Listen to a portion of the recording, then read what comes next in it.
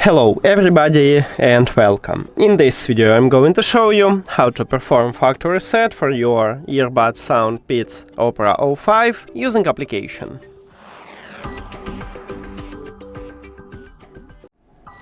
You have to start by open SOUNDPEATS application, and if you add your earbuds to the application you will see the same menu as I have, this one.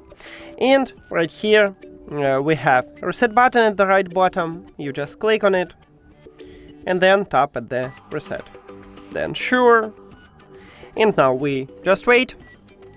And then we can hide the settings, and firstly we need to reconnect these earbuds to your phone. So click the settings, go to the Bluetooth, and right here you need to click the information icon or settings icon near to your earbuds. Then forget this device and forget device. If you have Android, click pair new device, and after a factory reset these earbuds enter to pairing mode automatically, so we don't need to use connection button at your charging case, we don't need to put it to the charging case, we just tap on it and that's it. Now we have connection. Thank you for watching this video. If you found it helpful, please consider subscribing to the channel and leave the like on the video. See you later!